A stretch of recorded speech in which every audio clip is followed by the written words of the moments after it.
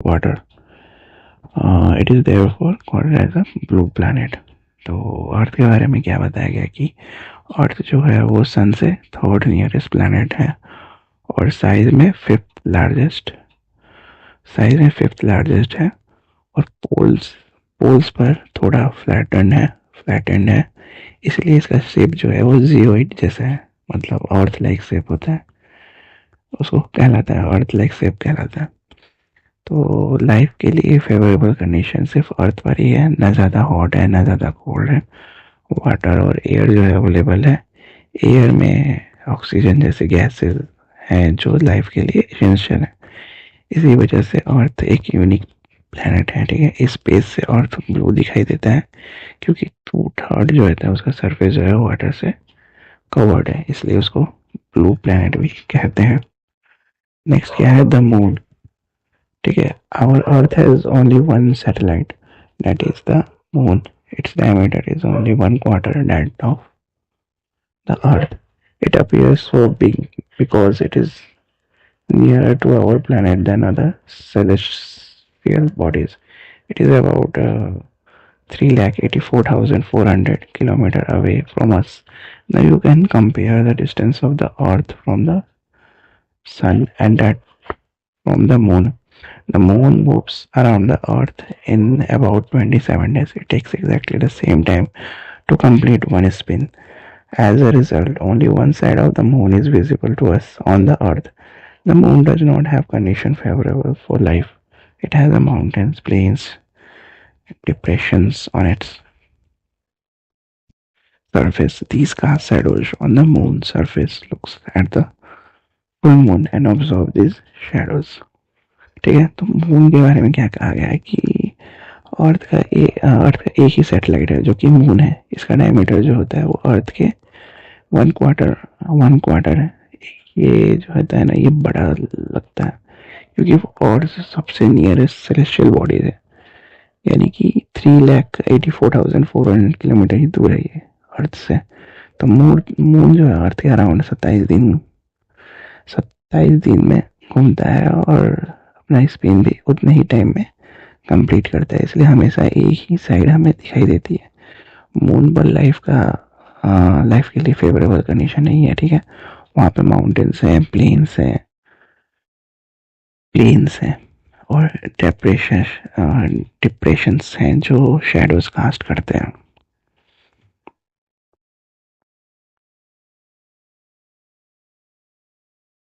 ठीक है, तो ये हो गया ह्यूमन मेड सैटेलाइट, जो कि रॉकेट लॉन्च के टाइम ऐसा होता है, फिर rocket falls back to the earth. जो उनका टूट जाता है वो फॉल्स बैक होता है और जो मेन बैंड रहता है वो सैटेलाइट्स में ऑर्बिट में एंटर होता है। ओके, नेक्स्ट क्या है, एस्ट्रॉइड्स। तो apart from the stars, planets and satellites, there are numerous tiny bodies which also move around the sun. These bodies are called as asteroids. So they are found between the orbits of Mars and Jupiter. Scientists are of the view that asteroids are part of a planet which exploded many years back. तो asteroid के बारे में क्या कह रहा है कि Mars और जुपिटर के ऑर्बिट्स के बीच में छोटे बॉडीज होते हैं जो जिसे एस्ट्रॉइड कहते हैं। साइंटिस्ट कहते हैं कि ये एक प्लैनेट के एक्सप्लोड पार्ट्स हैं, मतलब कोई प्लैनेट जो होता है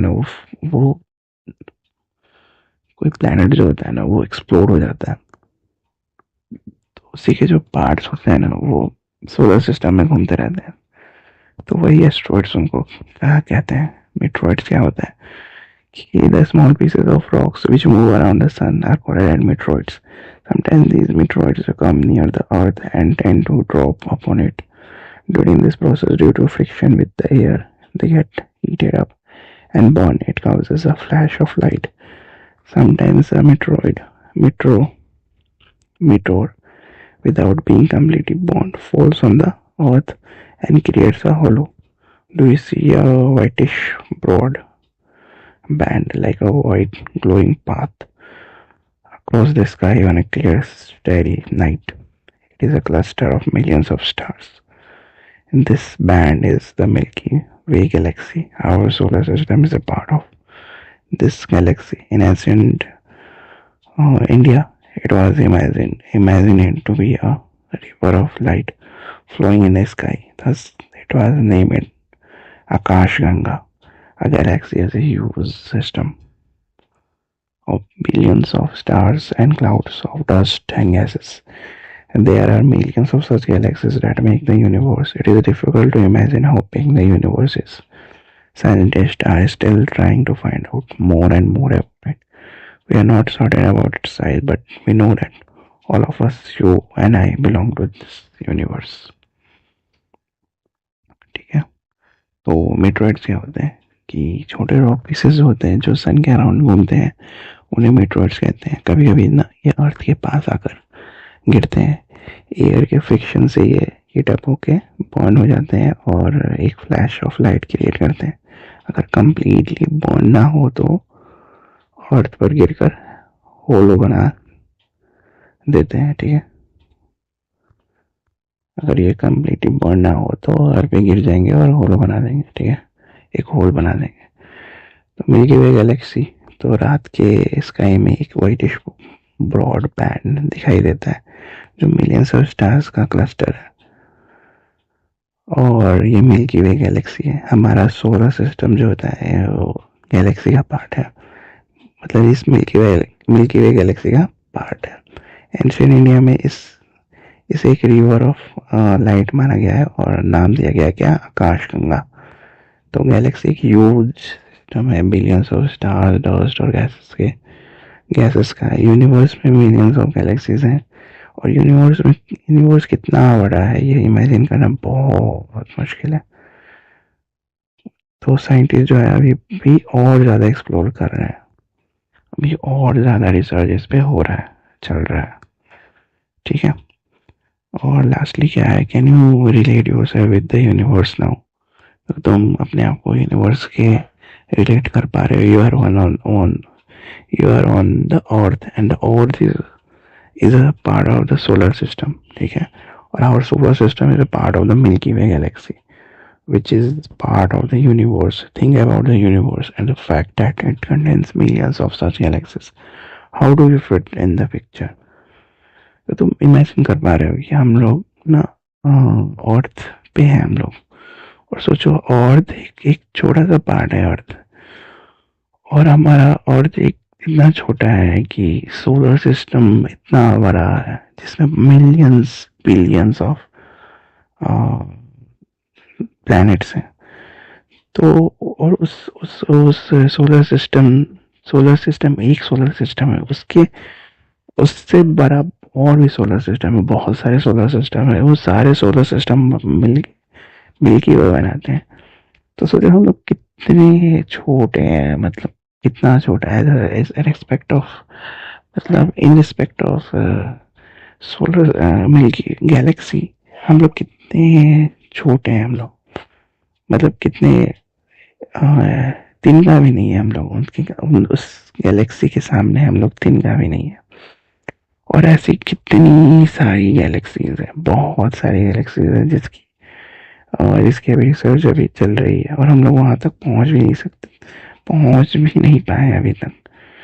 सोचो हम लोग अभी हमारे पास कितना नॉलेज है, जबकि हम लोग काफ़ी डेवलप कर चुके हैं, काफ़ी एडवांस हो चुके हैं, लेकिन उतने भी एडवांस नहीं हुए हैं जो दूसरे सोलर सिस्टम में जा सके या फिर दूसरे गैलेक्सीज में जा सके. उतने एडवांस तो हम लोग अभी भी नहीं हुए हैं. सोचो अगर कोई एडवांस सोचो हमारे जैसे कोई क्रिएचर्स होंगे जो कि वो भी एडवांस होंगे, जो दूसरे जगह से होंगे, जो मान लो हमारे गैलेक्सी में नहीं होंगे, किसी और गैलेक्सी में होंगे. तो पहले ये हमारी गैलेक्सी दूसरी गैलेक्सी के साथ चल रही है और उनकी मान लो पहुंच हमारे तक नहीं हो रही है. तो सोचो कितनी अजीब बात है और कितना मिस्टीरियस है ये सब सोचना और थिंक करना. ठीक है, तो ये बहुत सारी बातें हैं इस सोलर सिस्टम के जो कि अभी रहस्य हैं, जो अभी खुलना बाकी है. ये सारे क्वेश्चंस हैं, एक्सरसाइजेस हैं. ठीक है, कमेंट करना आप लोग कि अगर आपको एक्सरसाइज का सॉल्यूशन चाहिए तो कमेंट करना कि सॉल्यूशन ऑफ एक्सरसाइज, ये कमेंट करना, ठीक है। और अगर वीडियो पसंद आए तो लाइक शेयर सब्सक्राइब करना। और नेक्स्ट चैप्टर पढ़ेंगे हम लोग ग्लोबल लैटिट्यूड्स एंड लॉन्गिट्यूड्स, तो नेक्स्ट वीडियो में। Till then like share subscribe, bye bye.